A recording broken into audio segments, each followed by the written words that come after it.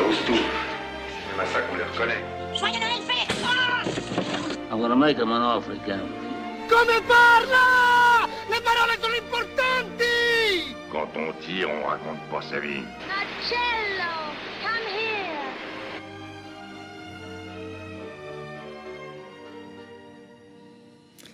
Bonjour ou bonsoir si vous nous regardez à la télé ou sur Internet. Bienvenue dans ce numéro spécial de Cinéma Paradis où nous sommes à Porto Vecchio à l'occasion de l'ouverture de la deuxième édition du Porto Vecchio Film Festival. Avec moi, alors on va rester ensemble pendant plus d'une heure. Vous aurez beaucoup d'invités, la productrice Marie-Ange Luciani, Eric Fraticelli et Michel Ferracci, le maire de Porto Vecchio, et les réalisateurs Eric Toledano et Olivier Nakache. Et puis les organisateurs du festival, Carola Agostini, bonsoir. Bonsoir. Fabien Santoni, deuxième édition. C'est l'édition où le rendez-vous va s'installer. C'est ça.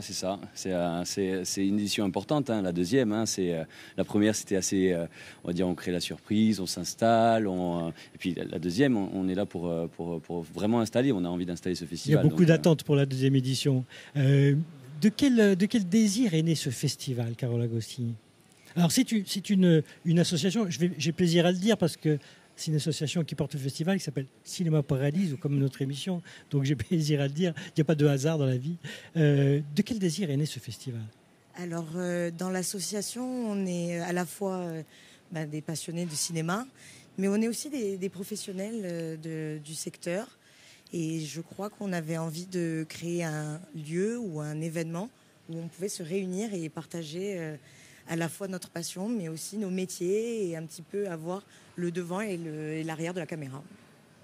On recevra tout à l'heure Michel Ferracci et le maire de Porto Vecchio, Jean-Christophe Angeli, qui ont soutenu cette initiative dès le départ, j'imagine, quand vous êtes allé le présenter. Dès le départ, de toute façon, on a réuni quand même pas mal de monde. On a eu cette chance de réunir quand même pas mal de monde autour de la première édition et qui continue en tout cas à nous suivre. Et on est assez chanceux, ouais. C'est un pari, un festival comme ça, c'est un pari sur l'avenir. Quand on crée ce genre de festival, on essaie de voir dans l'avenir, le maximum. Ouais. Parce que c'est très compliqué à installer. C'est très compliqué à commencer à débuter la première édition. Et donc, quand on se lance dans ce genre d'aventure, on a envie de voir loin. Puisque disait Carole à l'instant, c'est que la singularité de ce festival, c'est que je regardais l'équipe de bénévoles, il y a énormément de gens qui travaillent dans le cinéma, qui sont des professionnels du cinéma. Il y a une quarantaine de bénévoles, je crois, presque. Oui, on est une quarantaine, effectivement. Et c'est vrai que de la décoration à la régie, à la production, ce sont tous des professionnels du cinéma et de l'audiovisuel. Et ce sont nos amis aussi, mais c'est vrai qu'on a donc plaisir de les retrouver dans le travail et d'autant plus plaisir que ce sont des bénévoles extrêmement compétents. Alors, il y a beaucoup de choses dans le programme et que le festival se déroule à partir d'aujourd'hui, 18 septembre, jusqu'à dimanche 21. C'est ça, 3 jours de festival. C'est un choix aussi pour vous d'avoir concentré ça sur 3 jours plutôt que sur une semaine. Puisque je rappelle, dans ce festival, il n'y a pas de compétition. Alors, il n'y a pas de compétition cette année. Voilà, exactement. On aura l'occasion d'en parler, j'imagine, mais effectivement, il n'y a pas de compétition cette année. On aimerait la mettre en place pour l'année prochaine. Mais oui, je crois qu'on avait envie d'avoir un festival qui est court dans le temps, mais qui, en revanche, comme vous pouvez le voir, est assez dense, où on a quand même un enchaînement de moments, de rencontres, d'avant-premières. Et je crois que c'était aussi toute cette effervescence et de créer vraiment quelque chose d'excitant pour le spectateur, un petit peu. Et Fabien, ça commence tout à l'heure avec le film de Jérôme Commandeur. Exactement. Et qui sera présent ce soir ? Jérôme Commandeur, oui, sera bien présent. On est très heureux de recevoir ce film. Il faut savoir que c'est la deuxième avant-première. Ils étaient hier à Rouen. On est là, le second. T'as pas changé. Moi, j'ai pas trouvé de bande-annonce encore d'ailleurs. Ouais. Elle est sortie hier. Elle est sortie hier, voilà. Donc oui, grosse avant-première ce soir. Présence de Jérôme Commandeur. Qu'est-ce qu'on a d'autre comme avant-première dans la programmation ? Alors, les 10 films que nous avons programmés sont en avant-première. En dehors du film L'intérêt d'Adam de Laura Vandel, dont on va parler tout à l'heure avec la productrice. Voilà, qui est sorti national mercredi, mais qui en tout cas est une avant-première sur Lille. Et en fait, tous les films que nous avons programmés sont des avant-premières, donc ce sont 10 avant-premières que nous avons sur le festival. Et puis à un moment particulier aussi, à travers un hommage rendu à l'actrice Émilie Dequesne, qui nous a quittés cette année, qui était l'épouse de Michel Ferrach, qu'on recevra tout à l'heure. Vous avez tenu à créer un hommage pour cette comédienne qui était une femme qui faisait l'unanimité dans le milieu du cinéma, à la fois une actrice très sensible, mais aussi une femme généreuse. Comment vous allez articuler cet hommage? Parce que je pense que vous m'avez dit que vous comptiez faire peut-être l'année prochaine un prix Émilie Dequesne. Oui, en fait, c'était important pour nous de dédier déjà cette année l'édition à Émilie. Mais c'était aussi important pour nous, elle a soutenu dès le début, dès la première édition, ce festival. Et c'était aussi important pour nous de pouvoir créer quelque chose dans le temps qui pouvait lui rendre hommage chaque année. Et donc, on s'est dit que rien de mieux que pour ça, de pouvoir créer un prix à son image, tout simplement. Un prix d'une femme talentueuse, impliquée, une femme. On avait envie de créer quelque chose qui tienne dans le temps et surtout remettre ça à une femme du cinéma. Donc oui, c'était qui honore à la fois sa carrière, enfin, c'est-à-dire l'actrice qu'elle était, mais aussi, comme tu disais, tout l'engagement et l'humanité que dégageait. Oui, l'authenticité et la délicatesse de cette comédienne, et qui avait débuté, qui avait eu un prix très jeune d'ailleurs avec Rosetta, c'était prix d'interprétation féminine avec le film des frères Dardenne, Rosetta, et qui a eu une longue carrière dans laquelle elle a laissé dans le milieu du cinéma et pour le public une trace indélébile. Donc bon vent pour cet hommage et pour ce futur prix qui, j'espère, va rester très longtemps dans ce festival. On va jeter un œil sur une bande-annonce, sur un film aussi qui est très attendu. C'est le film de Diane Curis, Moi qui t'aimais, qui revient sur la vie d'Yves Montand et de la vie commune d'Yves Montand et de Simone Signoret. On regarde ça tout de suite et on revient au plateau après. Simone Signoret, Yves Montand, est-ce que par hasard vous vous aimeriez? On s'aime, et on s'aime bien. Alors tu dirais quoi, toi, hein? C'est quoi le secret de notre couple? Bah, je sais pas, j'ai pas de secret, moi. Oh, tu es chiant, tu joues pas le jeu. Et vous vous aimez encore? Tu sais, quand tu vis avec quelqu'un depuis aussi longtemps, tu sais plus vraiment si c'est ta femme, ta meilleure amie, ta pire ennemie. T'es beau. C'est juste une chose, tu peux pas vivre sans elle. Moi, je pense qu'on devrait faire un film sur nous. Nos vies, nos engueulades. Ce serait très triste et très drôle. Mais il continue à sauter sur tout ce qui bouge? Oh bah évidemment. Pourquoi tu veux tout le temps voir ailleurs? On en a parlé 100 fois. On n'est pas pareil. Toi et moi, on n'est pas pareil. Mais c'est vous, là. Avec Marilyn. T'en auras fait baver celle-là, hein? J'aurais pu la tuer. Ne pars pas. Arrête ça, je pars pas! Ça va se terminer, hein? C'est une chanson qui nous ressemble. Toi, tu m'aimais. Je veux que tu l'appelles et que tu lui dises que c'est fini. T'entends? Et je t'aimais. T'entends ce que je dis? Nous vivions tous. Je te demande pardon. Les deux ensemble. Arrête! Toi qui m'aimais, moi qui t'aimais. Moi qui t'aimais, c'est samedi 20 septembre, projeté ici. Alors, les infos pratiques, où on peut prendre les billets, comment ça se passe? C'est déjà plein? Alors voilà, pour samedi soir, en effet, la séance est affiche complet. Bon, peut-être qu'il y aura quelques places à la dernière minute, mais c'est difficile de le dire pour le moment. Parce que c'est vrai qu'on a la chance de recevoir l'équipe du film pour présenter Moi qui t'aimais.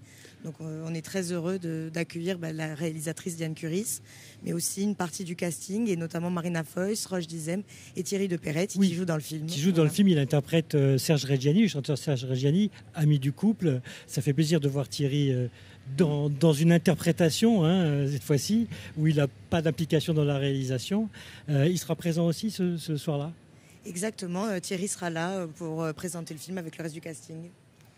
Et puis Fabien, il n'y a pas que des avant-premières, il y a plein de choses dans le festival, des rencontres, keynote, il y a une rencontre avec l'affichiste du festival aussi. Exactement, ouais, exactement. Ça fait partie un peu de ce qu'on a voulu installer dès le début, notre ADN, on va dire, nos piliers du festival, la partie avant-première. importante, mais aussi les rencontres professionnelles avec les masterclass. On a la chance d'avoir eu cette affiche faite par Laurent Lufroy, donc grand affichiste du cinéma, plus de 700 affiches. On connaît un paquet d'affiches, en tout cas de Laurent, et il nous a fait cette affiche. Et nous, c'était important de pouvoir faire aussi une masterclass pour qu'il parle de son métier, qui raconte des anecdotes sur toutes ces affiches. Il y a aussi la rencontre de Toledano Nakash aussi, qui est une deuxième masterclass, qui peut parler un peu à tout le monde, au grand public, au jeune public, aux professionnels. Parce qu'on le rappelle, sur les réalisateurs d'Intouchable, entre autres, qui avait fait près de 20 millions d'entrées en France, et plus de 50 millions dans le monde entier. Donc des gens qui connaissent le cinéma et qui ont eu un énorme succès avec d'autres films aussi. C'est ça. Et donc ça fait partie en tout cas, comme je disais, deuxième pilier, ces masterclass, ces rencontres, pouvoir inviter aussi les professionnels à avoir ce genre de rencontres, mais aussi le public à rencontrer des gens du cinéma. C'était important pour nous d'équilibrer ça avec la programmation, de partir sur ce genre de masterclass. Ouais.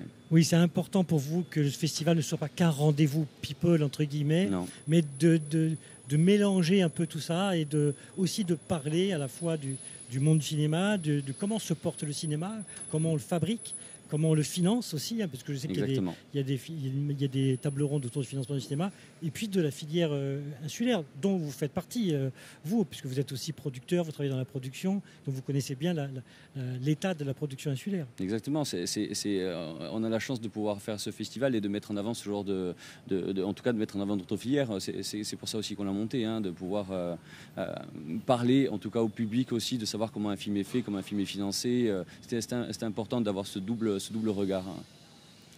Et puis un mot sur un autre comédien corse, Pascal Tagnat, qui sera présent pour un film intitulé Va des rétros, une histoire de vampire. Là, j'ai pas trouvé d'image, j'ai juste trouvé une affiche qui est projetée, je sais plus quand. D'ailleurs, je crois que c'est samedi soir. Ouais. Merci, Carole. Samedi soir. Pascal sera présent aussi. Pascal et Antonin Pelachenko aussi, le réalisateur. Ils sont tous les deux présents et on inaugure notre première séance de nuit en fait. C'est un film qui sera à 22h et c'est une comédie d'horreur qui est absolument géniale. Voilà, ça a été un des coups de cœur aussi de notre programmation et on est fiers. C'est un film qu'on a une vraie avant-première encore une fois. Il sortira, je crois, en décembre, donc on a cette chance. Ouais. Donc, pour rappel, pour le public, il y a déjà des places, il n'y a plus beaucoup de places pour les séances avant-première, mais tout ce qui est rencontres professionnelles, etc., tout ça, c'est ouvert au public. Masterclass, tout ça, c'est ouvert au public. Les masterclass, les rencontres, en fait, en dehors des séances de cinéma, effectivement, on peut venir sans réservation et sans billet participer aux différentes rencontres, mais il reste quand même pas mal de places. Il reste des places sur beaucoup de séances. Pour trouver ces informations, la billetterie, c'est ici à Porto Vecchio, parce que les films sont projetés ici à l'espace Jean-Paul de Rocazère. Oui. Exactement, on peut retrouver les billets en ligne sur le site du festival, pour Tio Film Festival. Sinon, on peut venir les acheter directement en se rendant sur place. On peut d'ailleurs, s'il n'y a plus de tickets, on peut quand même passer, venir boire un verre, manger un bout. L'espace est ouvert. Voilà. On va parler maintenant, merci pour toutes ces informations, on va parler maintenant avec la productrice Marie-Jean Giucciani d'un film que vous allez projeter, qui vient de sortir, qui est sorti, alors pour le coup c'est une avant-première, mais le film est sorti hier, L'intérêt d'Adam, un film avec Léa Drucker, et je vous propose que, merci Fabien, merci Carole, je vous propose qu'on regarde la bande-annonce, et puis je recevrai la productrice Marie-Jean Giucciani et un collègue organisateur, Julien Fada, tout de suite après. Merci beaucoup. Merci beaucoup. Merci. Moi, je m'appelle Lucie. Je travaille ici dans cet hôpital. Est-ce que ma maman elle peut rester avec moi pour dormir? La juge a accepté de vous laisser venir 2 fois par jour pour lui donner à manger. Ce que vous lui donnez, ça comble pas les besoins d'un enfant de 4 ans. Il a des carences, il a un retard de croissance. L'urgence, c'est que le gamin reprenne du poids et s'en sorte sans séquelles. Sans sa mère, ça marche pas. Il se laisse dépérir. Il faut qu'on fasse avec elle. Je peux pas laisser tout seul. Elle peut pas rester au service. Tu sais comment ça peut tourner. La mère dedans est toujours là, c'est normal. Si cet enfant est séparé de sa mère, ça va avoir des conséquences dramatiques. Je veux pas que mon fils se retrouve dans un foyer. Une mère isolée, elle est en perte totale de confiance. Si on l'aide pas, qui le fera? Je me bats tous les jours, seule, depuis qu'il est né sans rien demander à personne. Elle est dangereuse pour cet enfant. Elle est en panique. C'est pas notre problème. Si, c'est notre problème, justement. Il faut appeler la sécurité, il faut la sortir de force. C'est la seule manière de la faire changer. J'appelle la police. Non, pas encore. Tu te rends compte des risques que tu prends? Je sais ce que je fais. C'est nous qui gérons l'enfant quand il se réveille 10 fois par nuit en appelant sa mère. Dis-leur que tu veux rester avec moi. Voilà, il veut rester avec moi. Forcez la porte. Non, non. Pourquoi vous voulez pas me laisser tranquille? Vous avez besoin d'aide, Rebecca. Tu es allé trop loin. Arrêtez-vous, stop! Gâchez pas tout maintenant. L'intérêt d'Adam, un film produit par Marie-Ange Luciani. Bonsoir Marie-Ange. Bonsoir Julien, vous êtes vous organisateur du festival. Le film est sorti hier. C'est difficile aujourd'hui, à cette heure, de pouvoir mesurer l'impact du film en termes d'entrée, parce que vous me disiez en coulisses que tout ça est très fragile en fait. Mais le démarrage, vous êtes deuxième, je pense, c'est ça? Oui, on fait un démarrage pas si mal finalement. En fait, il fait très beau ici à Porto Vecchio, mais il fait très très beau à Paris et dans les grandes villes. Alors qu'il l'a fait, parce que le cinéma, c'est aussi la météo. On regarde et on surveille beaucoup la météo, puisque les gens vont beaucoup plus au cinéma quand il pleut. Hier, il a fait très beau, mais on s'en sort pas si mal, ouais. Voilà. La météo ici, elle est magnifique. Hein. On est en train de subir une canicule. C'est la journée la plus chaude du mois de septembre. Vous êtes la productrice des films de Pierre. Vous avez été souvent récompensée. On pense à 120 battements par minute, où il y a eu le Grand Prix à Cannes, César, et puis dernièrement, avec Anatomie d'une chute aussi, la Palme d'Or, et puis Oscar également.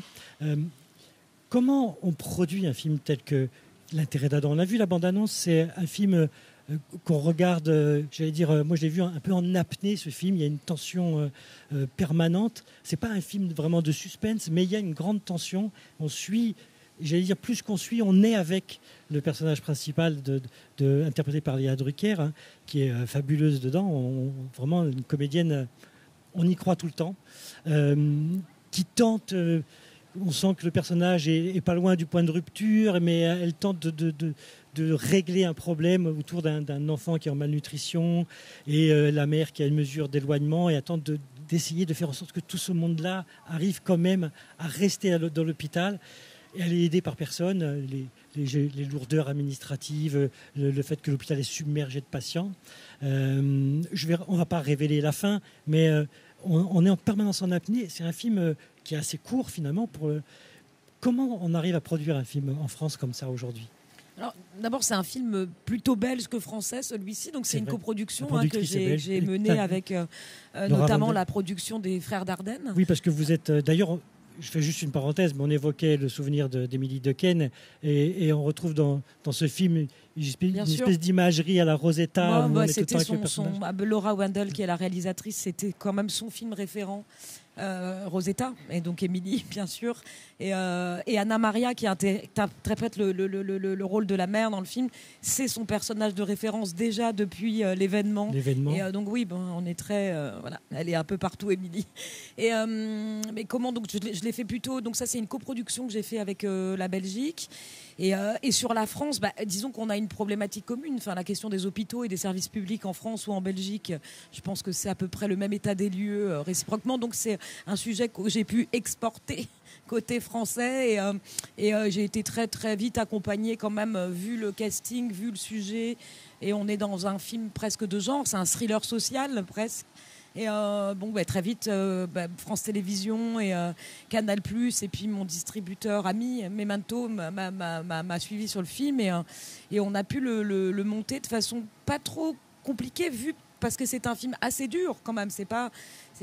Comme vous le dites, on est en apnée, puis le sujet est dur quand même. Le sujet est dur, c'est un peu à contre-courant d'une production, de divertissement. On a dans un sujet qui, j'imagine que c'est compliqué. Alors, vous êtes une productrice reconnue, j'imagine que les prix que vous avez obtenus, est-ce que c'est plus facile, ou est-ce qu'à chaque fois il faut recommencer ça serait formidable. C'est pas du tout plus facile.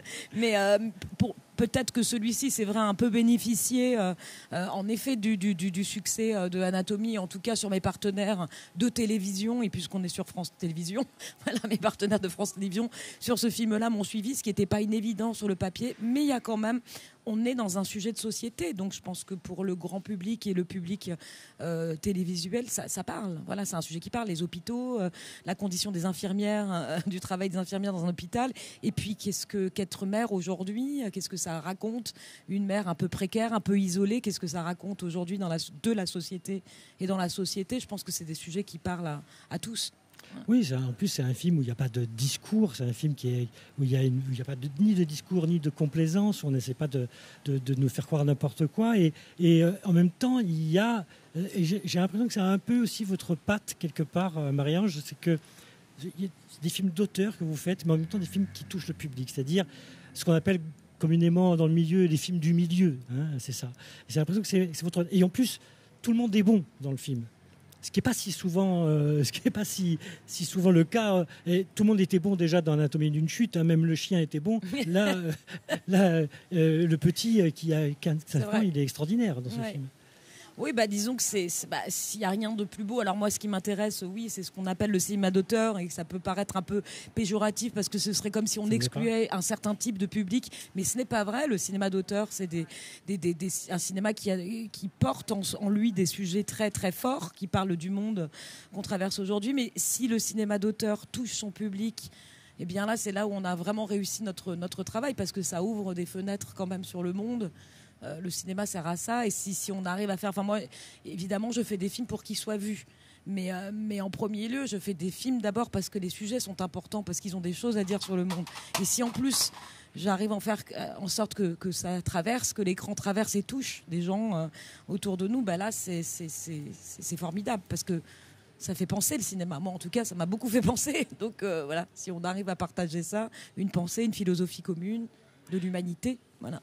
Un réalisateur que j'aime beaucoup s'appelle Gabriel Le Beaumain, m'avait dit un jour, le plus difficile pour un réalisateur, c'est de trouver son producteur. Est-ce que pour une productrice telle que vous, est-ce que le plus difficile, c'est de trouver son réalisateur ou sa réalisatrice? J'allais dire, vous avez beaucoup collaboré avec Robin Campillo, notamment sur 100 battements par minute, mais aussi sur le dernier film que vous avez produit, Enzo, qui a au départ été écrit par Laurent Cantet, qui a disparu. Comment vous travaillez, vous, avec votre relation avec... les scénaristes ou les réalisatrices ou les réalisateurs, comment vous la construisez? C'est vrai que Laurent, pardon, quel lapsus incroyable, mais ouais, le Robin, ça fait quand même depuis 2011 qu'on travaille ensemble. On a fait 4 films ensemble. Sur ces 5 films, j'ai produit 4 films de Robin. Donc là, c'est plus qu'un rapport de travail. C'est une histoire d'amitié très forte, et on a grandi ensemble d'une certaine façon dans le milieu du cinéma.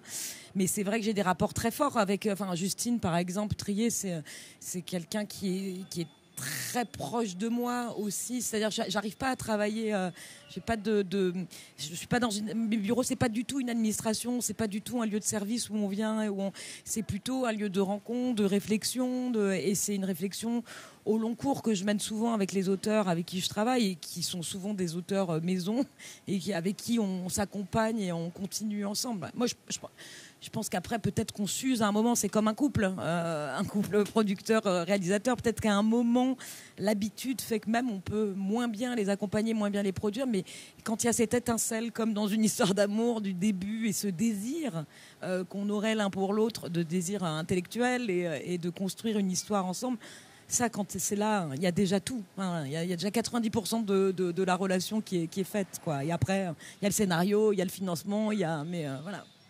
Tout le travail de productrice, et on sait combien il est compliqué, et je me remémore un peu ces images où vous appreniez les nominations aux Oscars, et les cris de joie qui récompensent quelque part toute une équipe, quoi. Ah ouais. C'était un moment, c'était dans mes bureaux à Paris, ouais, et vraiment, ouais, c'était incroyable parce que voilà, on avait un peu raté la marche du côté on n'était pas les représentants de la France pour les Oscars, et du coup, on se disait, est-ce qu'on va réussir à transcender cet obstacle, et c'était incroyable, et on savait que ce qui s'ouvrait à nous derrière, c'était une aventure américaine qu'on a menée joyeusement avec Justine, ouais. Et le chien. Oui, qui nous a suivis, qui a voyagé même en business, le chien. Voilà. Julien, L'intérêt d'Adam, c'est un film que vous ne vouliez pas voir avant, vous vouliez le voir en salle. Exactement. On en parlait un petit peu plus tôt. Et puis, il y a quelques films que je me dois de garder sur le grand écran. Et donc, quand on a fait la sélection, et c'est un énorme privilège, Marie-Ange, que ton film soit présenté ici. Et on est ravis de t'accueillir. Et ton film fait partie des 3 films que je veux voir sur grand écran. Donc, je serai dans la salle à apprécier ce bon moment. C'est bien parce qu'il est court. Et il y a du boulot. Vous allez voir, on est vraiment, quand je dis qu'on est en apnée, on est tendu d'un bout à l'autre du film. On ne quitte pas le personnage. C'est très très bien filmé et on vit avec. Je veux dire, on ne suit pas, mais on vit avec les personnages, puisque Anna-Marie Bartholomé, qui interprète la mère de famille, elle est aussi extraordinaire. Julien, vous vous occupez de l'organisation du festival. On a parlé tout à l'heure de la programmation, des masterclass, des films. Il y a aussi une programmation musicale. Oui, en effet. Ce festival de cinéma, il est aussi orienté vers d'autres genres artistiques. Quand on l'a monté ensemble avec Fabien, Carole et Paul-Philippe, on avait une référence de festival qui est un festival américain qui s'appelle le South by Southwest, qui se déroule à Austin, au Texas, et qui, lui, entremêle plusieurs catégories artistiques, dont le cinéma, la musique, mais aussi la technologie. Et ce festival nous inspire beaucoup, et nous allons vraiment développer le Porto Vecchio Film Festival dans ce sens-là, en incluant aussi la musique, la technologie, et peut-être plus tard l'art contemporain. Alors j'ai vu qu'il y avait Fishback qui venait. Qui d'autre sera présent? On a Fishback, on a Emmanuel qui va faire un DJ set Italo Disco avec son fameux titre Italove qui fait le tour des platines de DJ dans le monde entier. Et puis nous avons aussi Antoine Bourrachaud qui va nous faire un set House Disco. Nous avons les Casablanca Drivers, bien sûr, que vous connaissez bien, hein. Notre groupe légendaire corse. Qui vont faire le closing du festival avec un set bien rock'n'roll. Et après, entre tout ça, nous allons faire jouer des sets d'artistes locaux.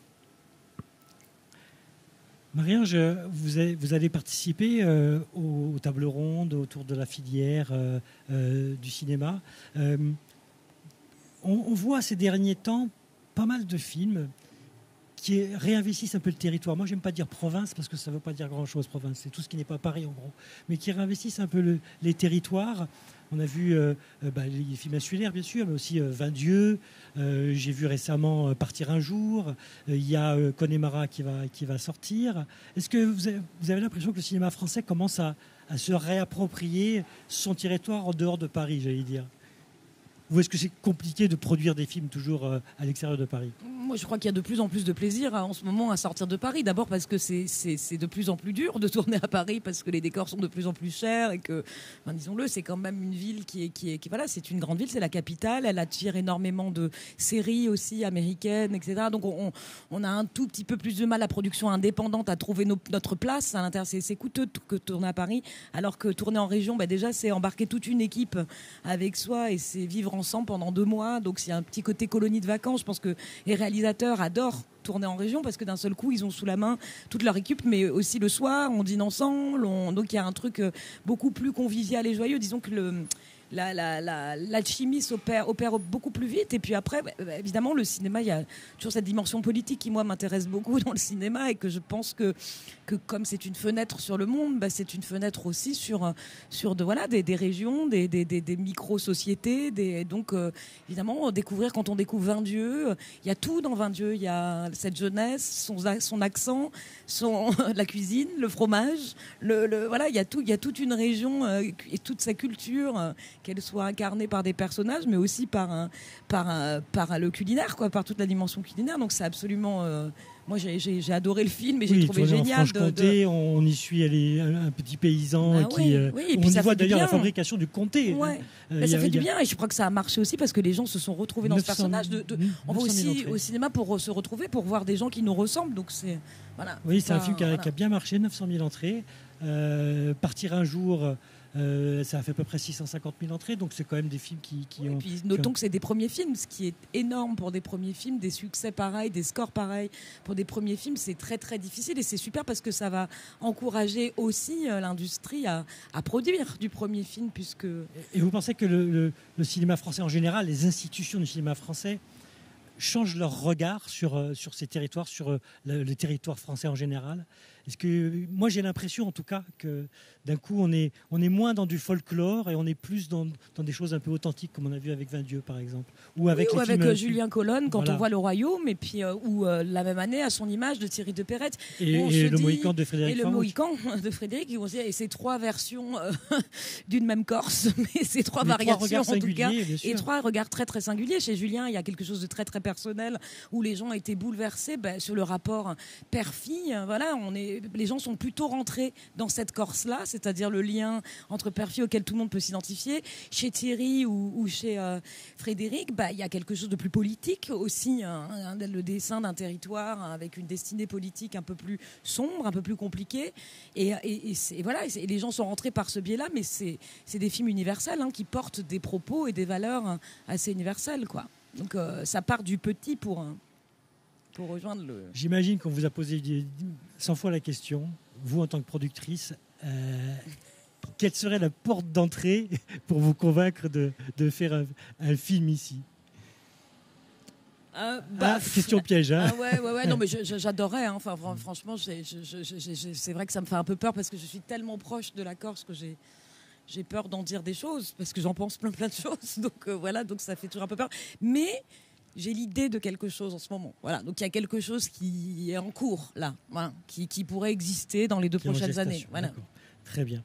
Julien, il y a un film qu'on va découvrir à la bande-annonce. C'est un film autour de Marcel Pagnol, mais la spécificité, c'est que c'est un film d'animation. Oui, en effet, c'est un film de Sylvain Chomet. C'est un film événement. Une production de Sylvain Chomet, c'est pas tous les ans. Pour la petite anecdote, quand il sort les triplettes de Belleville, j'habitais à cette époque-là, à San Francisco, qui est le règne de l'animation entre Pixar, DreamWorks. Et puis là, au cinéma, passe un film français d'animation. Et je suis allé le voir et c'était une révélation, c'était incroyable. Il est magnifique, il est splendide ce film. Et d'ailleurs, je crois qu'il va aux Oscars, il me semble. Oui. Et quand j'ai vu ce film-là, ensuite est sorti L'Illusionniste en 2010.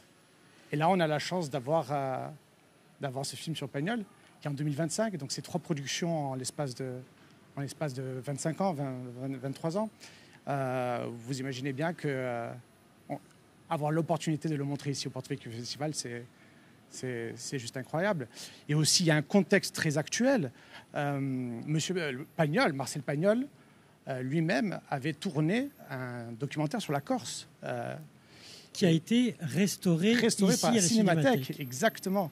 Et donc, je pense que dans ces 2 contextes-là, c'est tout à fait approprié et incroyable de pouvoir monter ce film-là. Le documentaire sur la Corse, Île de Lumière, qui a été produit par Marcel Pagnol, qui a été restauré ici par la Cinémathèque, redécouvert par Valécien Bonogalucci, et qu'on diffusera sur Viastel d'ici la fin de l'année. On est très content de pouvoir diffuser ce film de Pagnol qui avait un rapport très particulier avec la Corse, puisque l'exécuteur de Marcel Pagnol, je ne sais pas si vous le savez, l'exécuteur testamentaire de Marcel Pagnol, c'était Tino Rossi. Ils avaient une amitié très proche tous les deux. Merci Julien, merci Marie-Ange. On va découvrir la bande-annonce de Monsieur Pagnol. Et merci. Marie-Ange, on se reverra quand vous aurez avancé sur ce projet qu'on espère voir bientôt. Merci beaucoup en tout cas. Merci.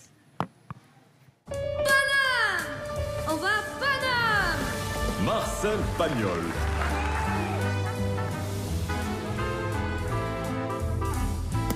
J'ai le point. Pas si vite. Pagnol, sors ton décimètre.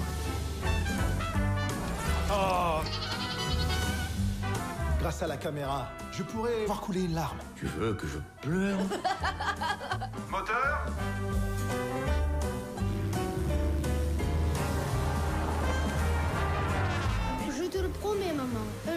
sera fier de moi. Alors j'ai hâte de voir. Mesdames et messieurs, Marcel? Pagnol! Marcel Pagnol.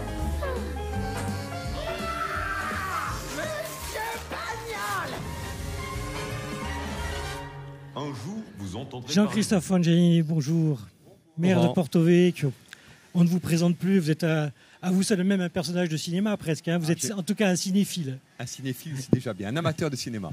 Et merci. D'ailleurs, petite question piège. Robert Redford vient de disparaître. Un film particulier qui vous vient en tête? Sans le moindre doute, Les 3 jours du Condor. Ah, oui, sur la paranoïa du pouvoir quand même. Hein. Sans hésitation. De Sidney Pollack, qui a signé une grande collaboration entre l'acteur Redford et le réalisateur Pollack, Sidney Pollack, plus de 6 films. Éric Fraticelli et Michel Ferracci. Bonjour. Bonjour. Vous êtes des acteurs et un réalisateur prolifique. Éric, 4 films en 5 ans? Oui, on a eu le Covid au milieu, sinon. Oui, c'est ça. Enfin, je crois que c'est un peu unique dans le cinéma français. À part Dupieux, peut-être, qui fait un film par an. Mais sinon, c'est un peu un exploit. Et d'ailleurs, il faut te rendre justice. Je me permets de te tutoyer parce que un petit moment qu'on se ensemble. C'est que souvent, quand on parle du cinéma corse, on ne parle pas de toi. C'est vrai. C'est vrai. Hein. Et je ne sais pas pourquoi, parce que tu es non seulement très prolifique, et puis en même temps, tu as donné quand même une bonne bouffée d'air d'oxygène aux exploitants en salle ici, parce que tes films font toujours entre 50 000 et 60 000 entrées en Corse, ce qui est un exploit, parce que le record était détenu par Titanic, et tu l'as largement battu. Oui, voilà, pour moi, c'est ça le plus important, c'est que, comme tu dis, qu'on ne parle pas de moi, que ce soit les médias ou les gens dans les discussions un peu snob du cinéma parfois, ça, c'est pas grave. Que le public en parle, ça me touche parce que c'est pour lui que je fais ce métier, l'échange avec lui. Voilà, le reste, c'est du tralala. Michel, vous êtes un peu à l'origine aussi de ce projet de festival. Oui. En tant que président du festival, comment cette idée vous est venue? Alors, c'est avec Fabien Santoni et Jean-Christophe Angelini, donc on s'est réunis tous les 3 et on s'est dit il faut un festival à Porto Vecchio. C'est quand même une ville qui mérite un festival et surtout qu'il y a beaucoup de producteurs, de réalisateurs qui restent ici, qui viennent ici, qui habitent ici et voilà, la ville s'y prête, quoi. Jean-Christophe, c'était important pour vous, c'était de suite, vous avez soutenu cette idée? Oui, immédiatement. Quand on a commencé à en parler avec Michel et Fabien, on s'est dit, on en discutait d'ailleurs avec Marie-Ange en aparté un peu plus tôt dans la journée, qu'il fallait vraiment qu'on organise ça. Il y a encore plusieurs paramètres. Hein. Michel l'a dit, il y a quand même la présence dans l'écosystème local de grands noms du cinéma, hein, français, européens, producteurs, réalisateurs, comédiens, etc. Il y a quand même, il faut le dire, historiquement, le siège de la Cinémathèque de Corse, Jean-Pierre Mattei, des grandes figures comme Jean-Pierre Mattei, Jean-Paul Levalle et tant d'autres qui ont jouent encore un rôle déterminant. Dominique Landron, qui était vice-président. Dominique Landron, bien sûr, qu'on ne cite plus, mais qui a joué également et qui joue encore un rôle central. Il y a ce lieu qui a été voulu politiquement, culturellement, il y a quelques décennies déjà, et qui a été refait à neuf ces derniers temps, avec une salle rouge qui fonctionne mieux, des équipements plus adaptés, etc. Et puis il y a, j'allais dire pour finir, non, mais 2 éléments centraux, qu'on évoquait avec Éric et Michel, c'est la filière audiovisuelle de l'université et de la Corse, qui est quand même un élément très important, et 2, l'amour que porte la région au cinéma. On en discutait avec Marie-Ange un peu plus tôt. Voilà, des femmes comme elle, des comédiens, des réalisateurs comme Éric et Michel. Et puis après, on pense à ceux que vous avez cités. Frédéric Faroucci, Jean-François Perronne, Thierry de Perret, qui ont tous, de près ou de loin, un lien à la Corse. Et si je pouvais me permettre, un lien à la Corse du Sud. Mais ça, c'est un peu de chauvinisme. Et un lien aussi avec le service public de France 3 Corse. Et un lien avec le service puisque la plupart d'entre eux ont débuté avec... Auquel on est très attaché. Je voulais le dire aussi. Oui, parce que donc, voilà. La filière audiovisuelle, c'est un peu un pilier, 3 piliers, c'est-à-dire la chaîne, l'université avec la formation de producteurs, de techniciens, et la collectivité territoriale, avec une série d'outils qui vient en aide, en soutien à la production. Vous en faites partie, vous, Michel, et toi, Éric, de cette filière audiovisuelle. C'est pas simple quand même de comment dirais-je, de produire un film en Corse. Vous en faites partie. J'imagine que pour toi, il y a assez peu de producteurs locaux qui ont la capacité de produire un long métrage en Corse. Il n'y en a pas. Il n'y en a pas. Voilà. Bon, ouais, on tout va à fait. dire les choses. Alors c'est déjà dur de produire un film tout court, hein, pas qu'ici. Mais effectivement, pour une boîte de production installée ici, hein, c'est quasiment impossible d'être tout seul capable de monter à terme un projet comme un long métrage. Il faut s'associer à quelqu'un sur le continent, une boîte un peu plus chevronnée, qui a déjà un passé, quoi. C'est pas simple, mais c'est jouable et puis on peut le faire petit à petit, quoi.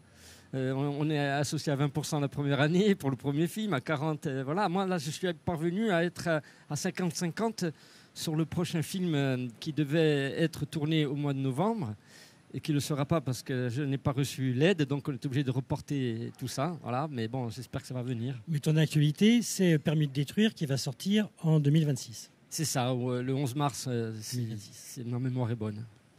Marie-Ange, quel regard vous portez, vous, sur cette filière audiovisuelle insulaire depuis votre métier de productrice au niveau national, j'allais dire? C'est vrai que je pense que tu le dis bien. Hein. Enfin, je crois que quand tu commences par t'associer et puis petit à petit tu deviens autonome. Oui, tu grandis avec tes films et puis beaucoup de réalisateurs d'ailleurs deviennent producteurs de leurs films. À un moment où ils se disent François Ozon par exemple qui est un grand réalisateur qui produit quand même des films à grand budget aujourd'hui est pratiquement producteur majoritaire de sa société, de sa structure. Donc je pense que oui, en Corse c'est pas qu'il n'y a pas les épaules, c'est parce que je pense que produire un long métrage il faut voilà, un peu de bagou, une bonne comptabilité un peu solidifiée et puis une banque qui est d'accord pour relayer de l'argent, mais le truc qu'il faut et qu'il n'y a pas ici peut-être c'est la relation avec les chaînes de télévision, la relation avec le CNC là-bas. Et c'est vrai qu'elle se construit beaucoup depuis Paris. Et c'est vrai que moi, j'aurais aujourd'hui un bureau ici, ça me plairait beaucoup, mais j'ai besoin d'être sur place pour travailler. Et maintenant, toi, par exemple, j'imagine ta relation avec Canal+ aujourd'hui, que ce soit avec Laurent Acide ou Nathalie Touza, TF1. Maintenant, c'est des relations. Je fais des visios directement pour le film Permis de détruire. Je ne suis pas monté une seule fois à Paris. Donc ça devient faisable aujourd'hui avec le mode de communication qu'on a, ce réflexe depuis le Covid qui n'a pas porté que des mauvaises choses parce que maintenant on a intégré qu'on pouvait faire des réunions à distance. Du coup maintenant je peux effectivement, grâce aux différents films qui ont été faits, avoir un contact avec ces décisionnaires parce que sans eux on ne peut pas faire de films, sans les chaînes on sait que c'est compliqué, quoi. Donc on peut avoir un contact tout en étant ici, un contact pour essayer de monter des films. Mais c'est long et c'est pas gagné pour autant, c'est pas parce qu'on les connaît qu'on va arriver à obtenir. Il faut un bon film. C'est ça aussi. Ouais. Michel, quel regard tu portes, toi tu es dans quasiment tous les films qui sont tournés en Corse presque. Avec Eric, oui. Avec Eric, oui, il est très fidèle. Et d'ailleurs, je le remercie parce que voilà. J'ai pas le choix, je suis obligé. Non. Moi, je porte le même regard qu'Eric. Hein. Je veux dire, aujourd'hui, il n'y a pas de production locale et c'est dommage. Il faut travailler avec d'autres productions, mais on espère que ça va venir, qu'il y a peut-être des producteurs ou productrices corses qui sont sur Paris, qui vont peut-être venir ici. Pourquoi pas ? Oui, puis je pense qu'il y a mais qui commence à se développer un peu, mais il faut aussi tout ce qui va avec aussi peut-être un peu plus s'équiper en post-production, c'est-à-dire commencer à développer des salles de montage et des auditoriums de mixage. Il y en a un très beau à Ajaccio. Il y en a un très beau à Ajaccio, voilà, c'est pour ça que j'allais y venir. Je pense que ça, c'est une façon aussi de développer depuis l'intérieur les métiers du cinéma qui conduisent en haut de la chaîne et qui fait que finalement, toi ici aujourd'hui, tu pourrais bientôt construire ton film du début à la fin. Mon montage son et image à Bastia. Voilà. J'ai monté mon petit studio, surtout qu'aujourd'hui on travaille beaucoup sur des ordis, c'est pas les tables de montage d'autrefois, quoi. Et donc j'ai tout fait à Bastia, sauf la post-synchro, parce que quand on a réservé tout ça, on n'avait pas encore à disposition l'auditorium d'Ajaccio, mais pour le prochain, j'espère pouvoir faire ça, le mixage à Ajaccio. Bon, c'est technique ce que je dis, mais c'est très important ça quand même. Là, la Corse, c'est quand même une terre de tournage. Il y a tout et il manque juste ces petits trucs-là. Il faut que ça se fasse. Jean-Christophe, vous qui avez été à l'exécutif, vous n'êtes plus aujourd'hui, mais qui avez été en charge de responsabilité, notamment à l'ADEC, comment la collectivité peut évoluer dans son soutien à la filière audiovisuelle ? Parce que je rappelle, vous êtes le maire de Porto Vecchio.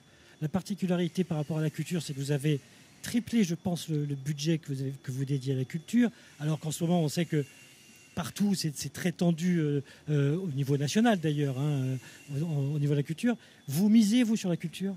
Vous pensez qu'il faut miser sur la culture? Oui. Politiquement, mais, hein. Alors, bien sûr, mais pas comme on miserait, et je sais que dans votre bouche, ce n'est pas le propos, sur quelque chose de nécessairement rentable, etc. On mise sur la culture politiquement, mais pas au sens idéologique ou partisan, au sens d'un projet de société. On s'est aperçu pendant la pandémie qu'il fallait refaire société, encore davantage après. Et quand on est arrivé aux responsabilités en juillet 2020, ça coïncidait avec la fin de la pandémie et le retour à une forme, parce que tout est relatif, de normalité dans la vie publique et privée. Et donc on s'est dit, voilà, il y a 3 budgets qu'on va sanctuariser en valeur et qui à aucun moment ne vont subir de réduction. Et on va faire le contraire, pour le dire vite et mal, de ce que font la plupart des autres. La culture, l'éducation, le sport. C'est-à-dire ça, non seulement on ne va pas y toucher, mais on va les augmenter. Alors nous, on peut le faire parce qu'on est dans une région, un territoire qui bénéficie des flux du tourisme, qui sont très dynamiques économiquement, qui reçoivent, qui accueillent, qui développent. On a une politique infrastructurelle qui est très soutenue, le port de plaisance, crèche, école, cuisine, etc. Mais on s'est dit, voilà, ces budgets-là, non seulement, encore une fois, on ne va pas les diminuer, mais on va les augmenter, on va les inscrire durablement dans le paysage. 2, pourquoi? Il y a le volet marchand, économique, commercial, mais bon, c'est un doux euphémisme que de dire que ça ne suffit pas à faire société. Il faut qu'on soit reliés entre nous par des choses plus fortes et plus durables. Et la culture, j'invente rien, et au moment où je le dis, il y a des milliers de gens qui le pensent, et tant mieux. C'est ce qui permet de cimenter les relations humaines, de créer du lien social, etc., etc. Et donc, on a développé avec toute l'équipe, Doumé Verdonne, Pierre-Xavier Prieto, Michel, le festival, Fabien, toute l'équipe, tout l'écosystème, privé, associatif, public, etc., des initiatives tout au long de l'année, pour sortir un petit peu aussi de cette image Porto-Vecchio, ville touristique 2 mois par an. Aujourd'hui, Porto-Vecchio, c'est une ville qui vit toute l'année, et qui, pour vivre toute l'année, a choisi principalement la culture, dont on a fait, avec le tourisme durable et l'économie bleue, un des 3 éléments du triptyque de développement à 20 ou 30 ans du territoire, puisqu'on essaie sans prétention d'avoir une vision sur une génération et pas uniquement sur un mandat. Il n'y a que les élus qui vivent sur des mandats. Les mandats, ça ne veut rien dire. 6 ans dans la vie d'un homme ou d'une femme, c'est rien. 25 ans, ça parle. Et même si on n'est plus là, la politique demeure. Ça me paraît plus vertueux et plus prometteur. Et finir en disant à la collectivité, moi, je n'ai pas de conseil à donner, mais je suis un des plus vieux élus à l'Assemblée de Corse. J'ai été, vous l'avez dit, conseiller exécutif pendant 5 ou 6 ans. J'ai essayé avec l'ADEC de réconcilier économie et culture, là où d'aucuns les opposaient, en finançant des boîtes, en étant plus près des acteurs du terrain. Et je crois qu'aujourd'hui, c'est la clé. Si on veut un pays tourné vers l'avenir et vers le monde, il faut renforcer le volet culturel. Et en tant qu'autonomiste, j'ai beau jeu de dire, bien sûr, le volet corse, langue, culture, usage, etc., qui est fondamental et qui est consubstantiel, mais pas simplement. Il faut qu'on s'ouvre au monde à partir de ce que l'on est, sans rien renier jamais, mais qu'on s'ouvre au monde. Et qu'on accueille ici en particulier tous les cinémas du monde, toutes les cultures du monde, etc. On a besoin d'interculturalité, parce qu'on vit des temps troublés, avec une montée d'un certain nombre de choses dont on pensait qu'elles ne reviendraient plus. Donc le meilleur remède, ou l'un des meilleurs remèdes, peut-être même avant la politique, c'est encore la culture. Et faire partager aux gens cette envie d'ailleurs, quand on est en Corse à Porto-Vecchio en 2025, ça me paraît fondamental. Vous évoquiez la pandémie, si on n'avait pas eu la culture au moment où on était tous enfermés chez nous, si on n'avait pas eu des films, des livres, la musique, personne n'aurait survécu. Je pense qu'on se serait tous entretués en famille. Pour aller un peu au-delà de la ville de Porto-Vecchio, mais il y a évidemment, vous soutenez un projet d'autonomie en tant que nationaliste en Corse, il faut avoir une politique culturelle à un moment donné. On parle beaucoup, ça fait 40 ans dans ce pays qu'on parle de la Méditerranée, de l'ouverture Méditerranée. Qu'en est-il exactement ? Il y a un potentiel de plusieurs millions de personnes, que ce soit en Sardaigne, que ce soit en Italie. Je ne suis pas sûr que le film de Frédéric Farouche, dans lequel joue Michel, ait été distribué de façon importante en Italie, par exemple. Il y a un marché, il y a un public, où on a quand même un rapport assez, que ce soit au niveau de la langue ou de la culture, un rapport assez proche. Il n'y a pas une réflexion à avoir quand on a un projet politique sur l'autonomie autour d'une politique culturelle ? À mon avis, il y a plus qu'une réflexion, il y a une stratégie à développer. Alors, ça passe par une réflexion, une prospective. Mais je vous prends un exemple qui est dans l'actualité récente. On était la semaine dernière à l'initiative de notre ami Jean-Charles Orsucci, le maire de Bonivaggio, sur le bateau qui relie Corse et Sardaigne pour signer un jumelage Bonifacio-Santa Teresa di Galour. Il y avait des représentants des deux îles, élus, associatifs, etc., etc. On voit quelque chose de naturel qui fonctionne et qui match immédiatement. Et on en a parlé un peu plus tôt. Il y a 1,6 million ou 1,8 million d'habitants à 11 km des côtes de Bonifacio.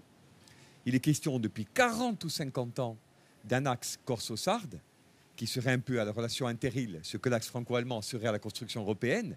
Comparaison n'est pas raison, mais il y a quand même cette idée d'une euro-région corso-sarde, plus politiquement, qui pèserait de tout son poids, avec 2,5 millions d'habitants, sur le destin d'une Europe des îles, et notamment d'une Europe du Sud, au cœur de la Méditerranée. Ça, c'est fondamental. Et comme l'a dit Jean Monnet, on lui prête ce mot lorsqu'il parlait de l'Europe, il aurait dit, si c'est à refaire, je commencerai par la culture. Moi, je crois que c'est par là qu'il faut qu'on commence ou qu'on recommence. Et effectivement, la coopération transfrontalière et décentralisée, aujourd'hui, elle existe à l'état de programme. Il y a des choses, Interreg, etc. On consomme les crédits européens, mais je suis désolé de le dire, on n'a pas encore de politique euro-méditerranéenne pour la Corse. Et si elle pouvait passer par la culture et pourquoi pas par le cinéma, il y a des choses en littérature que je regarde de près qui m'intéressent. Il y a des choses dans le domaine de la musique, mais je crois que dans le domaine du cinéma, avec une filière émergente et de plus en plus forte, on a aussi besoin de tisser des liens. Et effectivement, ça passe par la Sardaigne, ça passe par la Toscane, ça passe par cet homme d'île d'Espagne ou d'ailleurs en Méditerranée. Il y a des partenariats forts à tisser, j'en suis persuadé. Si le festival, modestement, il peut contribuer et que politiquement la collectivité peut prendre le relais, on en sera les plus heureux. C'est l'objet d'un peu des tables rondes, des masterclass et des tables rondes qui vont avoir lieu durant le festival. Éric, toi, tes films, est-ce qu'ils ont été distribués à l'étranger ? Oui. Oui, mais voilà, c'est tout des marchés. Là, on est vraiment dans le commercial. La distribution, c'est un domaine à part. Je vois, moi, par exemple, quand j'ai joué dans ce film, la production russe, quand j'ai joué Napoléon, il n'a pas du tout été distribué en Occident, alors qu'il a fait 30 millions d'entrées dans les pays de l'Est. Ce sont vraiment des réseaux un peu différents. Et par exemple, pour la vente à l'étranger, c'est souvent sous-traité. Ce n'est pas forcément le distributeur qui va distribuer le film en France, qui va le faire à l'étranger. Ils sous-traitent avec d'autres boîtes de distribution qui sont plus, on va dire, habituées à faire ça, à vendre à l'étranger. Donc oui, effectivement, mes films ont été distribués à l'étranger. Maintenant, je ne sais pas dans quelle proportion, dans quel pays, tout ça. De temps en temps, on me dit « Ah tiens, j'ai vu ton film dans tes pays. » Bon. Mais la distribution, c'est quand même une clé de voûte, même si elle est en bout de chaîne. Et ce que tu disais, pourquoi les films de Farrugia n'ont pas été vus, c'est une histoire de distribution. Mais alors, comment on fait ? Les distributeurs, les cinémas qui sont en Sardaigne, d'habitude, travaillent avec des distributeurs usuels qui sont en Italie.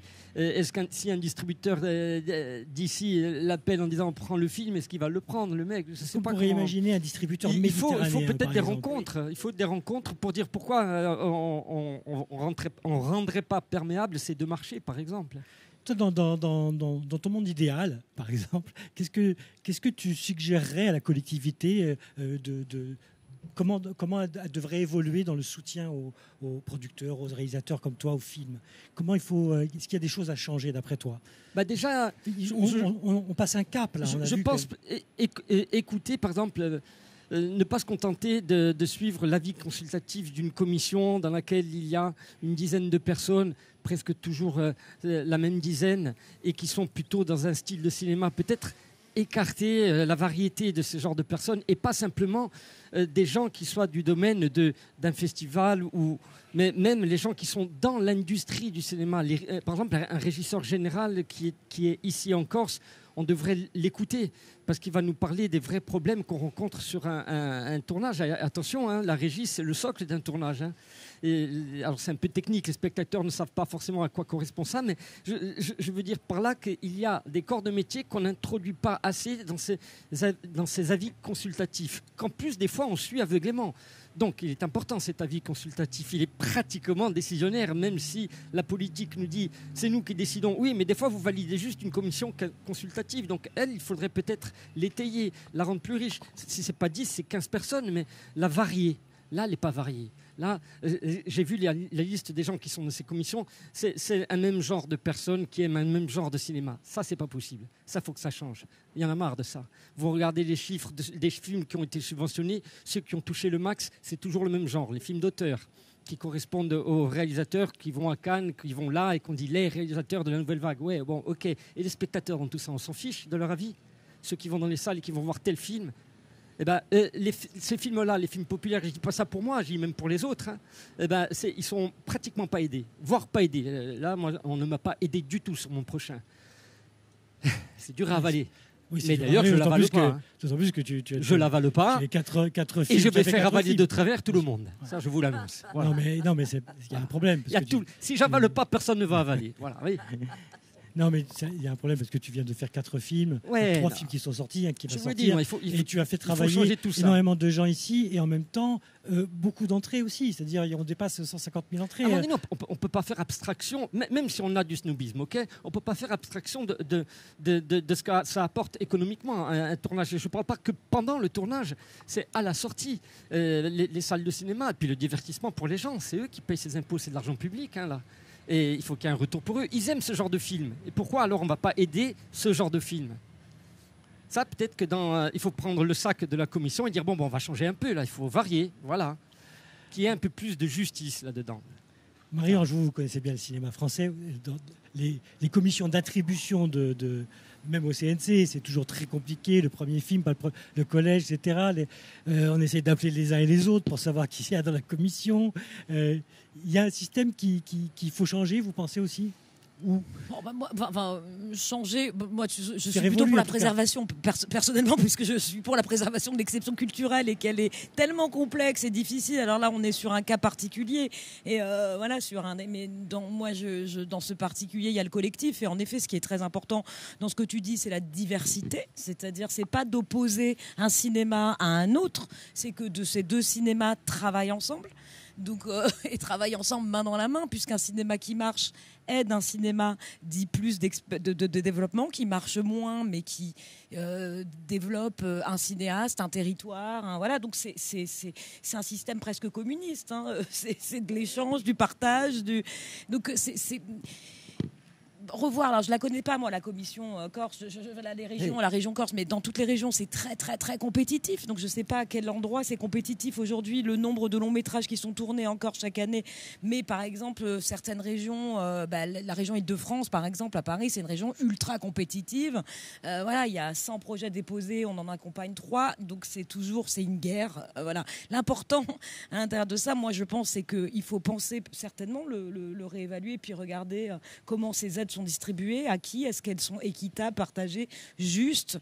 Mais l'important aussi, c'est de préserver justement, attention au côté, attention, c'est vos impôts, donc on ne peut pas faire n'importe quoi avec, etc. Je crois que jusque-là, ce qui a à peu près marché, et c'est une injustice que tu vis, là, si on ne t'a pas aidé, parce qu'en effet, tu as fait du cinéma qui a fait du bien à la Corse, aux Corses, qui a marché. Je sais que mes parents ont été le voir 3 fois, je crois, permis de construire. Tu vois, et donc ça... Et donc, non, mais tu vois, mais que ça ne doit pas, attention, exclure le fait que l'exception culturelle, ce n'est pas les impôts qui payent le cinéma, c'est un ticket de cinéma qui paye. Là, je parle du CNC. Alors, on ne va pas rentrer dans le détail, c'est trop compliqué pour les spectateurs. Oui, mais en tout cas, le CNC est financé avec une recette, un pourcentage prélevé sur toutes les entrées du cinéma en France, y compris les films américains. Et après, la bataille des aides sélectives en région, elle est complexe. Elle est complexe parce qu'on est de plus en plus nombreux à la demander. Voilà. Mais c'est vrai qu'après un tel succès, c'est difficile de se dire qu'on ne t'accompagne pas. C'est difficile. Et puis là, tu vois, par exemple, tu m'étonnes beaucoup. Et j'ai dit, purée, mais elle n'a même pas été consultée parce que ton nom figure sur la liste de cette commission. J'ai jamais siégé dans cette commission. Non, mais voilà. Donc, on me donne une liste des gens qui ont fait partie de la commission sur mon film. Elle n'était même pas au courant. Donc, il y a quelque chose qu'il faut changer là, non? Même si on est conservateur. Voilà. Ça, c'est pas possible que ça continue. Je crois que c'est des listes. Il y en a 10. C'est des listes. Voici la liste. Il faut qu'il y ait une majorité qui siège. La CDC m'a fait lire la liste avant-hier. Voici la commission qui a siégé pour ton film. Et j'étais dedans? Oui. Ah merde. Donc il y a bien des choses à changer quand même. Hein. Voilà. J'apprends un truc. Oui, voilà, on a un scoop. Jean-Christophe, on en revient à ce que vous disiez tout à l'heure, c'est-à-dire il faut avoir une vision à un moment donné. À partir du moment où on a une vision, on a une direction. Je pense que ces petits phénomènes peuvent s'arrêter, peuvent se trouver un équilibre. Bien sûr, il faut développer une vision, c'est une évidence. Il faut s'appuyer sur l'écosystème local. Je crois qu'il ne faut pas tomber dans le travers qui consisterait à subordonner la distribution d'aide publique a une certaine idée seulement du cinéma, c'est un peu ce que disait Eric, on va avoir tendance à subventionner ce qui est moins rentable, pour des raisons liées au cinéma d'auteur, à l'exigence esthétique, cinématographique, etc. Et à laisser naviguer, entre guillemets, ce qui, par soi-même, dirons-nous, naturellement, attire, etc. Mais à pousser le système dans son retranchement, dirais-je, on en arrive à des aberrations. Et à ne pas accompagner ce qui mériterait encore de l'être pour, je dirais, se contenter d'un certain type de public de cinéma, etc. Donc moi, je crois qu'il faut s'affranchir de ça. Eric a raison. Après, comment on le traduit en règle, ça peut être une première idée que de varier effectivement la représentation de l'écosystème au sein de la dite commission. Ça en serait une autre que de dire qu'à un moment donné, dans l'hémicycle de l'Assemblée, où on parle de tout, on peut aussi et plus souvent parler de culture. Il n'y a pas de raison.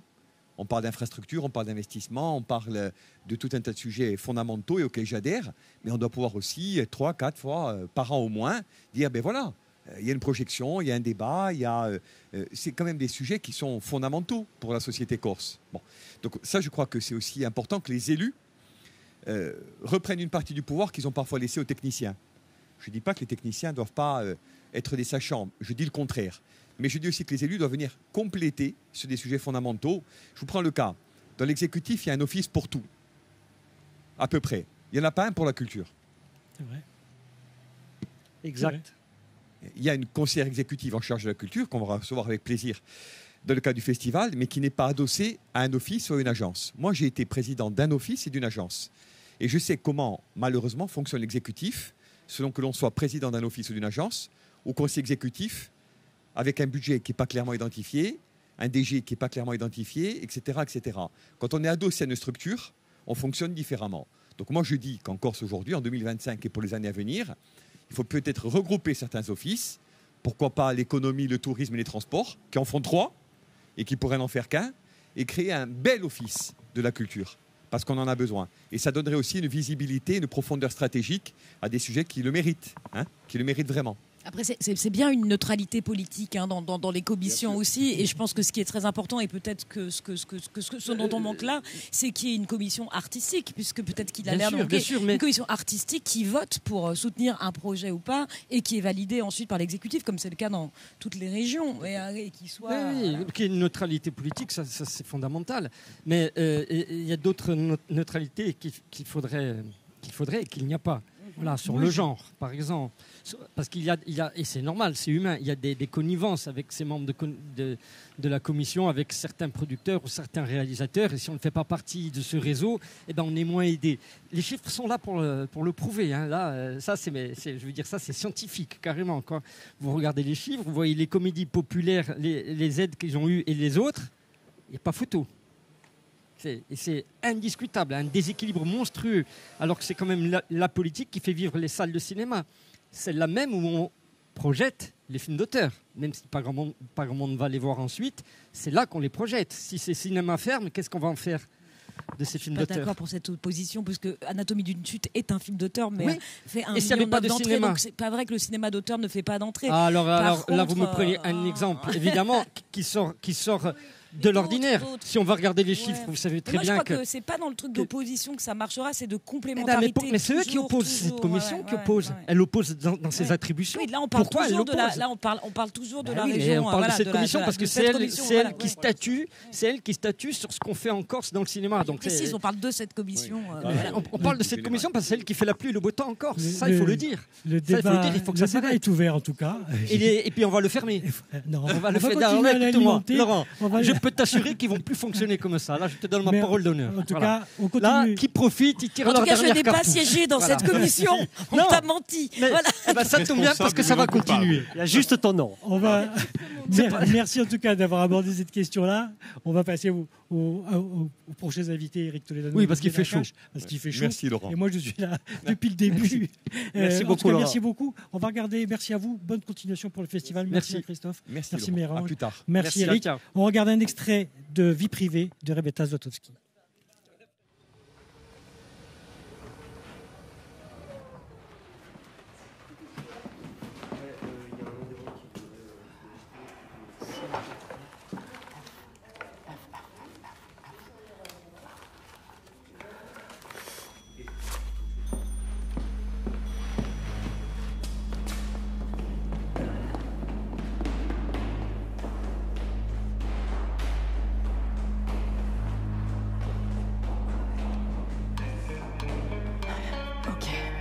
Goldman.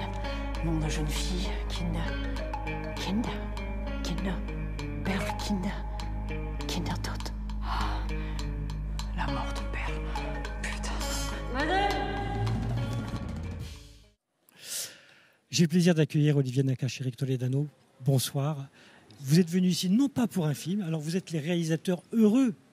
On aimerait tous vous ressembler, puisque vous avez réalisé de nombreux films avec des succès immenses. On pense bien sûr qu'on est tous intouchables, avec près de 20 millions en France, mais 50 millions à l'étranger. Et ça, c'est sans compter, j'allais dire, les passages à la télévision et tous les remakes qu'il y a eu dans le monde entier, parce qu'il y en a eu, ne serait-ce qu'aux États-Unis avec Bryan Cranston.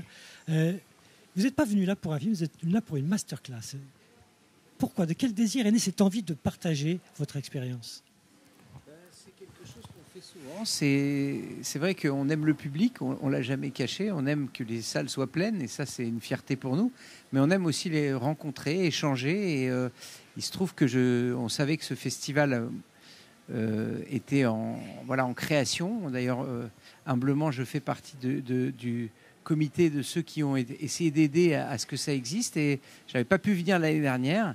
Et quand les personnes qui travaillent, dont Michel Ferrach, m'ont proposé de venir, je me suis dit, tant qu'à faire, s'il y avait une rencontre, ce serait formidable. Et j'ai traîné un monsieur qui passe moins de temps en Corse que moi, et on est venus tous les deux. Alors, malheureusement, il ne fait pas beau. Oui, donc, on le voit, il voilà, fait pas chaud. C'est un vrai problème. C'est pas représentatif du tout. Mais c'est un vrai bonheur d'être ici, et en plus de partager ça, et justement d'être là. J'ai envie de dire sans enjeu, parce que quand on vient présenter un film, il y a toujours un peu d'angoisse, un peu de peur. Et là, c'est super. On est détendu, et puis de partager notre expérience avec les gens dans cette salle demain. Et ben, on est heureux. Vous travaillez ensemble depuis vos débuts. Alors, c'est très rare, les duos de cinéma. On pense aux frères Taviani en Italie, aux frères Cohen aux États-Unis, même les frères Farrelly. Comment on se répartit? Vous a posé, j'imagine, 10 000 fois la question, mais comment on se répartit le travail? Parce que c'est délicat, surtout sur un tournage, quand deux personnes parlent aux comédiens et ils ont plutôt envie d'entendre une seule voix. Donc comment vous répartissez le travail? Parce que vous écrivez et vous réalisez ensemble. Déjà, Jean-Pierre Bacri nous appelait les frères qui n'ont pas le même nom. Donc on peut nous vrai, ranger dans la catégorie des frères Taviani et des frères Dardenne et des frères Cohen. C'est vraiment un hydre à deux têtes, comme on dit, c'est-à-dire qu'on essaye de ne former qu'une seule personne. Mais c'est vrai que depuis le début, on avait cette envie commune, et on s'est dit, il n'y a rien de pire que deux personnes qui font une sorte de cacophonie sur un plateau, vous en parliez. Et c'est marrant parce que on a fait un film sur les colonies de vacances qui s'appelle Nos jours heureux. Il y avait un principe quand on passait le BAFA, il disait qu'il ne faut jamais se contredire devant les enfants. Et ben, je ne veux pas dire que les comédiens sont des enfants, mais il y a quelque chose de cet ordre de la pédagogie où, je veux dire, on a une façon de gérer les choses entre nous, et ensuite on parle d'une voix et on fait les choses d'une voix. Alors, il n'y a pas de spécialisation, chacun participe à tout, à la direction d'acteur, à la technique. Mais voilà, c'est quelque chose qui s'est mis en place, vous avez raison de le souligner. Nous, on a commencé, il y avait énormément de duos dans les festivals de court-métrage, mais c'est un métier de soliste, réalisateur. Donc, à un moment, finalement, les choses qu'on a à dire, on a envie de les dire tranquille, seul dans son coin. Nous, on a essayé de conjuguer, et ça nous plaît beaucoup, parce que quand on fait des succès, c'est très agréable de le partager. Quand c'est moins le cas, c'est moins de sa faute, c'est plus de la sienne, par exemple, ou de la mienne, j'en sais rien. Mais en tout cas, cette formule-là, nous, elle nous correspond bien. C'est un peu comme les groupes de musique. Il y en a qui jouent seuls, et puis il y en a qui s'accordent bien. Nous, on s'est bien accordé sur les qualités, les défauts ne sont pas les mêmes. Donc ça marche pas mal. Vous allez peut-être me contredire, mais je trouve qu'il y a quelque chose de méditerranéen dans votre cinéma. Moi qui suis un amoureux du cinéma italien des années 70-80, je retrouve un peu vraiment cette gouaille, cette autodérision, en même temps, même sur des sujets graves, arriver à avoir cette distance-là. Je sais pas. On ne va pas vous contredire. On ne vous contredira pas. Après, c'est toujours mystérieux où on puise notre inspiration, mais c'est vrai que on a baigné dans ce cinéma dont vous parlez, ce cinéma des comédies italiennes des années 70. Alors oui, c'est vrai, hein, on a des parents qui sont nés dans des pays du Sud. Donc c'est sûr qu'il y a quelque chose qui peut s'apparenter à un cinéma méditerranéen. Ça nous va bien. Le plaisir du groupe. Oui, c'est ça, le plaisir du groupe, d'être de la ensemble, famille. de la famille, ça bouge, ça parle. Et puis surtout... Ça exprime. Ça exprime et surtout, il y a l'humour. Dans toutes les situations de la vie, il y a toujours l'humour qui est un peu l'humour qui peut sauver. Et même dans les pires situations, et ça les Italiens l'ont très bien fait, c'est-à-dire qu'il n'y a pas de limite pour faire entrer l'humour dans n'importe quelle situation. On se rappelle de Parfum de femme avec Vittorio Gassman, qui peut être complètement apparenté à Intouchable, où on rit avec, on rit de situations, de fauteuils roulants, de tétraplégie. On ne s'interdit rien. Et ça libère. Cet humour-là peut parfois libérer. Je pense aussi à Frussel et Méchant, où il y avait un cul-de-jatte qui était un unijambiste qui était surnommé Zatopek, du nom d'un grand coureur. Cette fameuse comédie italienne qui, à l'époque, n'est pas si bien accueillie et qui, avec le temps, et très ça, le temps, on le sait, sait, devenu culte. C'est devenu culte, exactement. Il y a, alors, moi, j'ai un petit faible pour 2 films que vous avez réalisés. Et j'avoue, j'étais allé les voir un peu à recul en me disant c'est Samba et Hors Normes. D'abord parce que j'ai découvert, vous avez révélé un potentiel comique chez Charlotte Gainsbourg que j'ignorais complètement. Oui, elle est très drôle. Elle est très drôle. Elle peut l'être, oui. Elle est très drôle. Et puis parce que c'est un sujet difficile, évidemment. Et on a l'impression à chaque fois que de votre part, il y a un challenge. Enfin, je ne sais pas si c'est comme ça que vous l'envisagez. J'imagine que non, parce que ce n'est pas comme ça qu'on crée un film. Mais en tout cas, quand on y va, on se dit mais qu'est-ce qu'ils vont faire de ce sujet ? Et on ressort... On est emballé parce que c'est risqué, parce que sur des sujets risqués, on peut tomber dans le pathos ou dans le ridicule. Et vous trouvez à chaque fois l'équilibre. Et on ressort avec une pêche de ces films-là. Alors, déjà, merci. Et ensuite, je vais vous dire une chose qui est... Maintenant, on peut le dire. C'est-à-dire que ça met du temps à pouvoir le formuler. Mais quand Intouchable est sorti, il y a une forme de joie, évidemment, de connaître le succès, mais il y a aussi une forme de paralysie.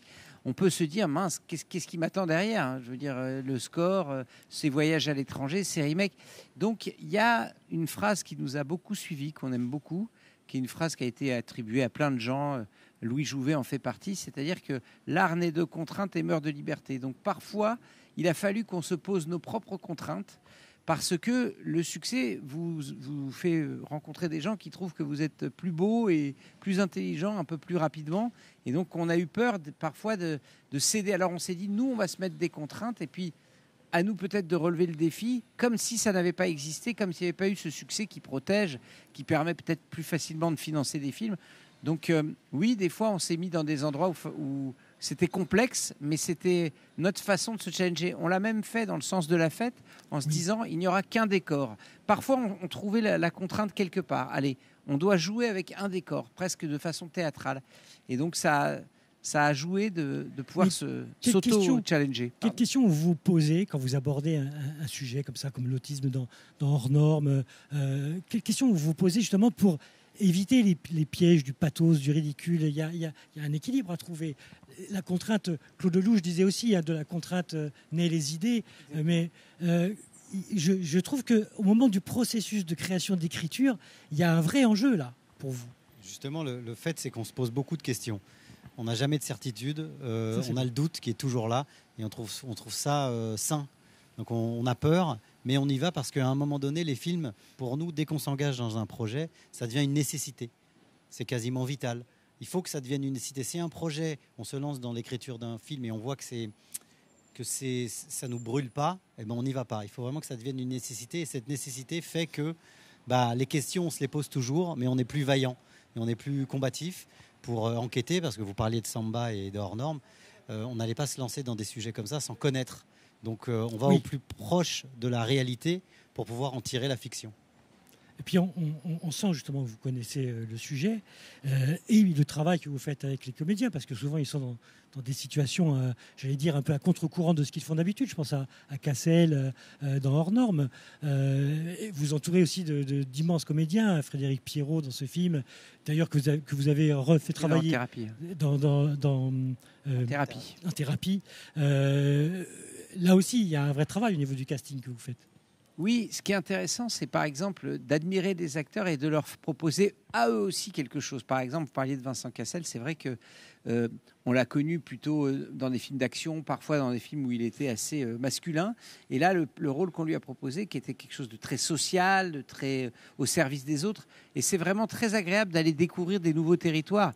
D'ailleurs, on vient de terminer un tournage avec Louis Garrel, et j'espère aussi qu'on a essayé de l'emmener dans un territoire qu'il connaît, qui est la comédie, mais d'une autre manière et très à l'italienne. Donc, prochain challenge avec Louis Garrel et Camille Cotin aussi. Et il y a aussi une singularité dans votre cinéma, je trouve, c'est que vous assumez complètement l'émotion, en fait. Vous ne cherchez pas à la masquer, vous ne cherchez pas à la retenir, vous l'assumez. Et on sent, et je pense que c'est un avis tout à fait personnel, mais que le public ne se trompe jamais sur la sincérité des auteurs. Il ne se fait pas avoir si le truc est alambiqué, et on sent qu'il y a chez vous une espèce de sincérité permanente dans votre écriture, dans votre réalisation.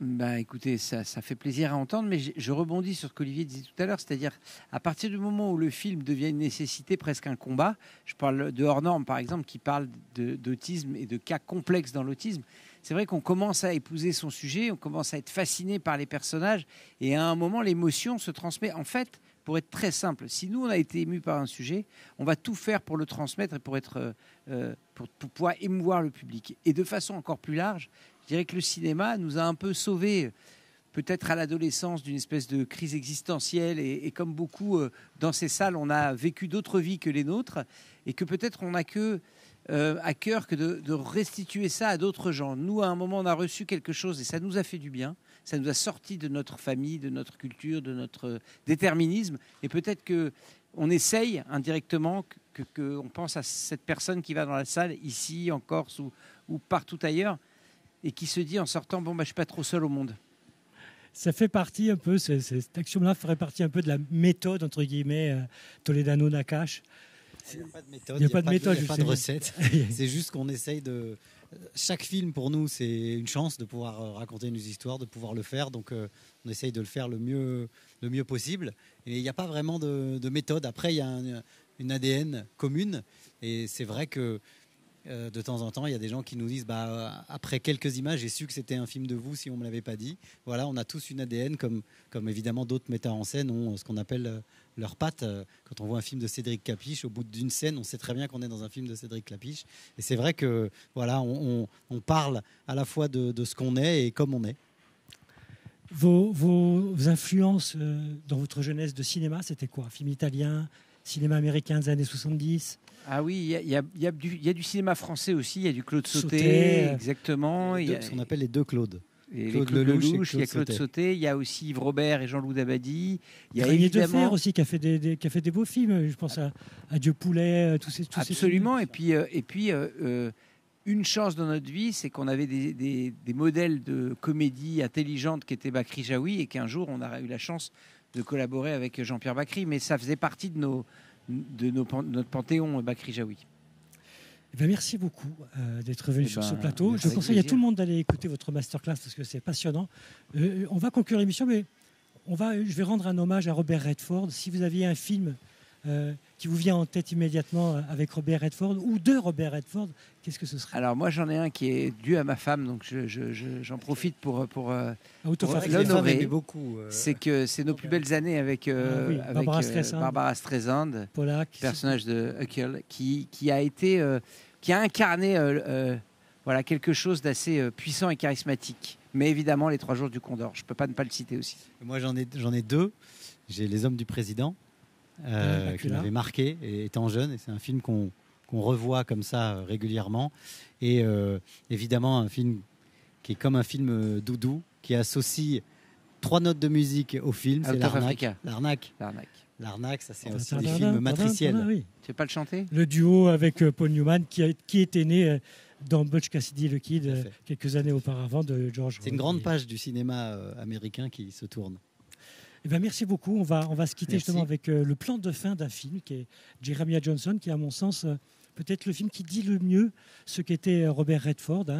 Jeremiah Johnson, c'est l'histoire d'un jeune mec qui va quitter le monde citadin pour aller chercher dans la vie sauvage la solitude dans les montagnes rocheuses, avec la seule ambition d'écrire sa propre histoire. Et il ne sait pas qu'elle deviendra une légende. Et ça me semble représenter un peu le parcours de Robert Redford, qui était très attaché à la nature. Merci à tous les deux et bonne masterclass. Merci. Quant à nous, on se retrouve très bientôt pour une autre émission et on se quitte avec Jeremiah Johnson de Sidney Pollack avec Robert Redford. Bonsoir. The way that you wander is the way that you choose. The day that you tarry is the day that you lose. Sunshine or thunder, a man will always wonder where the fair wind blows. Where the fair wind blows.